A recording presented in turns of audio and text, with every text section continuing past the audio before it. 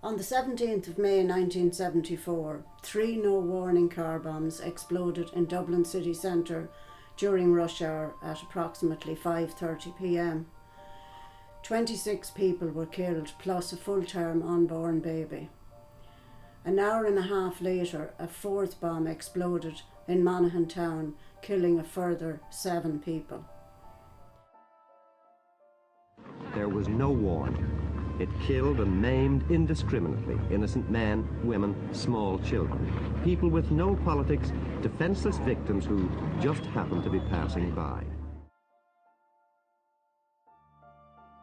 Derek Byrne is a survivor of the Parnell Street bomb. Derek was only 14 years old at the time and had begun working as a petrol pump attendant. Aidan Shields talks about his mother Maureen, who was killed in the Talbot Street bomb. They give an emotional account of that day and how it has affected both their lives.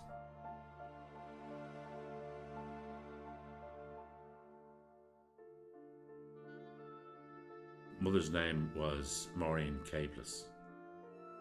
Mammy had only started working. She was doing books for a local builder and she worked down in Fairview. My father, Leo, worked in Guineas. That particular day was a Friday evening. She decided to go and collect them because there was a bus strike. She parked beside what was Maureen's Hotel. It's on the corner of Talbot Street and Gardner Street. Talbot Street was always busy any evening at 5:30. I think was particularly busy that evening because of the bus strike, and there were more and more people heading for the train. My name is Derek Byrne. I was born in Liberty House just off River Street. I left school at the age of 14.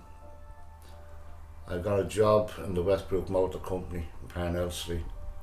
I was only 2 weeks in it when the bombings happened on the 17th of May 1974. I started off at Belvedere from the age of 11 and we played a match the 11th of May. And then I was told I was going for trial.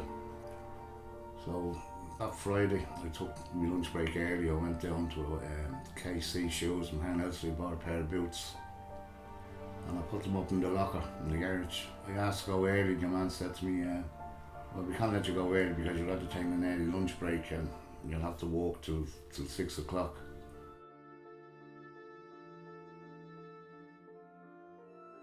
The car came in about 5:25 and filled her up. I'll never forget a white Volkswagen, brand new. Filled her up, went in, got the money's change, gave it to him, he gave me a shilling tip. So I was just sitting there, the next minute, big explosion.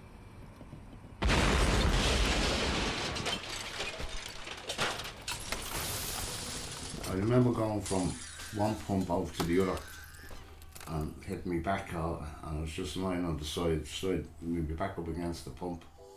I didn't know what it was. I thought it was the petrol pump after going up. And I remember seeing the family, a husband and wife and kids, blown apart. And the man at the fish shop, he was decapitated. Then another man coming out of the barber shop, he was killed. And the man who was serving petrol was killed outright as well. So I remember the priest giving me absolution. I didn't know what it was then, but I remember him anointing me the whole lot. I remember getting put in an ambulance.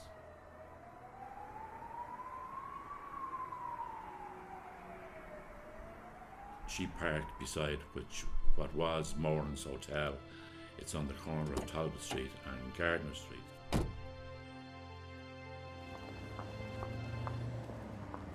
Mammy was coming around the corner and he pulled the shutters down 5:29.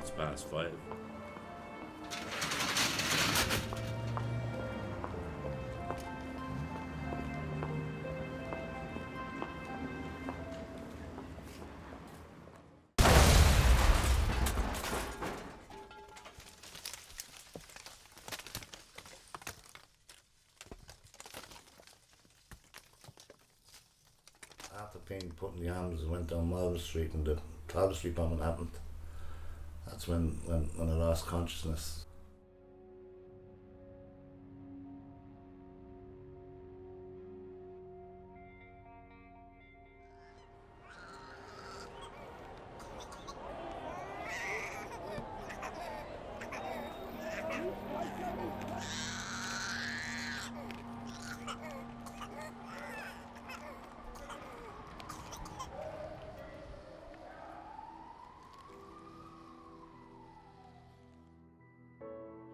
She was just outside, right beside the car that exploded.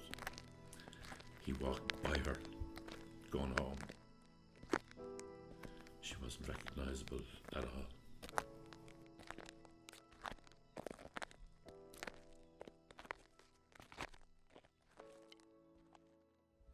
I was just coming from the other direction. I was coming down from Henry Street, and I had passed by Guiney's. And I was on my way down to Connolly Station, and the next thing I heard this bang. We thought the house was falling down because, one of those big Georgian houses, like there was doors in the middle and every door just rattled in the place and the house shook. We were actually in a top flat and we could see the boots of the car went up over the roof. We could see there, and the people all running with the blood on their face and all. I froze, but I looked back in the direction of the bang, and there was people running everywhere and people calling out names. Obviously people had been separated, but I was afraid to move. I just stayed there. It seemed like hours, but perhaps it was only 5 or 10 minutes. I really don't know. I was just so happy that myself and my baby were all right. Further up near where the bomb went off in Guiney's, I shudder to think what was going on up there. And there was a whole family wiped out of Garner Street, the O'Briens, husband, wife and 2 children. I remember the church that night and the little white coffins. It was devastating to the whole community at the time. I will never forget the noise, the screeching and the screaming and the smoke, but it's a day I will never forget. I woke up about 6 hours after in the morgue. She rolled me and I just pulled it back and didn't know where I was. But when I looked around I could see bodies, and there was a little woman there, Peggy was her name. She ran over 2 ports and they rushed me back into casualty. From casualty I was brought up to theatre. I was 18 hours in theatre, and then they told me that my heart stopped and brought me back. I was missing then for 3 or 4 days. They couldn't find me, my family. It was the local priest, Paul Lavelle. He found me. I was in a coma for 3 months. My mother and father were sitting there when I woke up, and my ma told me what happened. So the first thing I looked for was to lose my legs, and I didn't. So I was happy then. But I was in hospital for 18 months after. He came down Talbot Street to get the train. Would have been his normal thing to go into the pub just down the road on a Friday evening, have 2 or 3 pints and come home for his dinner. But I think somebody went down to tell him that there was no sign of our mother. Everybody was more concerned about him because he worked in Guiney's, and when people heard the news, like the phone was just going mad, was everybody all right? The panic sort of set then. Where was she, or... And, sorry.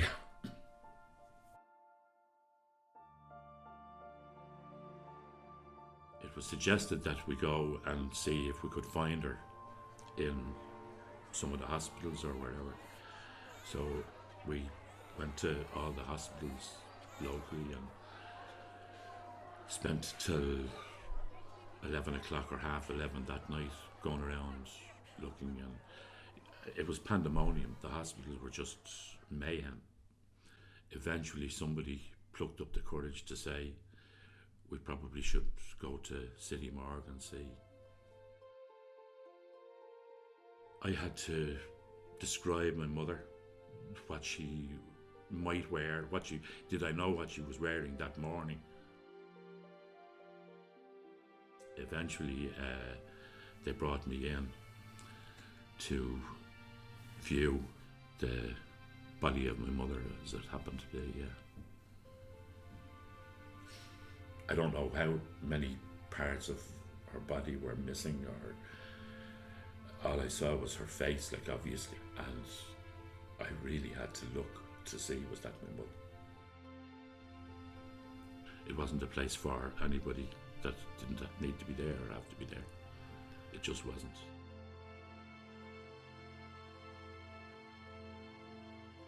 I think my uncle might have seen her laid out. They did try to do as good a job as possible. He just advised them, he said, Leo, you're better off remembering her as she was, because just the stuff nightmares are made of, like.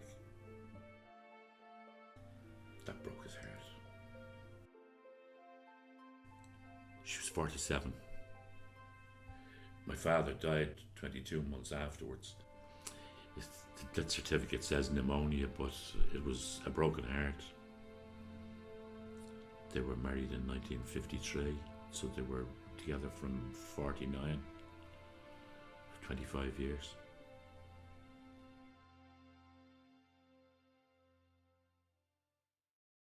I broke the fibula and the tibia. I cut all the tendons in the left hand.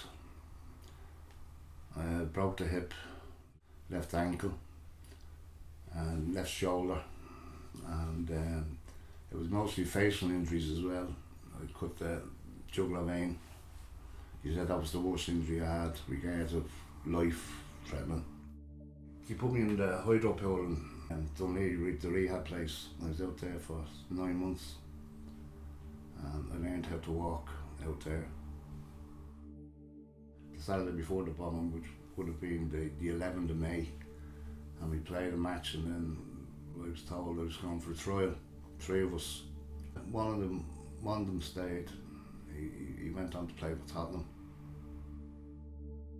Now the boots were intact. One of the lads that worked in the garage, she dropped them up to the hospital about 8 months after the bombing, and he said, you'd probably need them. So I just wore them once, and I couldn't kick a ball with them because I was left-handed, left-footed, and I meant trying to kick a ball with the right leg, and couldn't. And I was told I'd have made it. The managers told me I'd have made it, but it wasn't to be. The worst thing about it was the flashbacks. I was diagnosed there about 10 years ago with post-traumatic stress disorder. It might affect me once a month. It might last for 2 weeks. It could last for a month and you don't sleep. Then you're grumpy and you're angry and you pick out on everyone. You get nightmares. You get the whole episode coming back at you. The surgeon I was under, he asked me, how much compensation did you get? I said, 17,000. Derek, he said, did they not realise you're going to be attending the hospital for the rest of your life? And I laughed at him. So no way, so I'm finished with the hospital. He said, no way, he said, you're going to be attending for the rest of your life. And I'm still attending them. Teresa was 15 and Fiona was 11. We were more or less orphaned at that stage. Our aunties and uncles took care of them. I stayed here. We were offered absolutely nothing from the government, no such thing as counselling or anybody come to see, was everybody all right? It was the biggest loss of life in a single day in the Troubles, and still is. But people forgot about it. It was all hushed up. It was only on the news once, and that was the night of the bombing. You know, there was nothing about the investigations or nothing, you know. Well, the whole investigation was wound up within 3 months. The Fine Gael government at the time, Liam Cosgrave was the Taoiseach at the time, they had nothing. They didn't investigate the thing properly. It was just as though the government didn't want to know. And it wasn't until Margaret Irwin, who is Justice for the Forgotten. The group was set up in 1993. I was asked to help out in 1993 and I've been involved ever since. The catalyst for the campaign was the broadcasting of the Yorkshire television programme in July 1993 called Hidden Hand, The Forgotten Massacre. Since 1996, Justice for the Forgotten has expanded its role and it now represents many of the victims of the northern conflict in this jurisdiction. We're still waiting for the British government to disclose documents which it withheld from inquiries that were held by Judge Henry Barron in the early 2000s. There have been 3 Dáil motions passed unanimously in 2008, 2011 and just last year in 2016, and still the British government has felt comfortable in ignoring these motions passed by our Parliament. Lethal Allies and A State in Denial, the 2 books by Anka Wallader and Margaret Irwin, have brought a huge amount of evidence and factual evidence that they have uncovered and are still uncovering. But there is so much stuff still has not been released that would prove that the UDR, the UVF, the paramilitaries and the British government were all in collusion with each other. The families are very anxious to get to the truth of what happened. That is the whole reason for their campaigning. They don't want retribution, they just want accountability and they want the truth.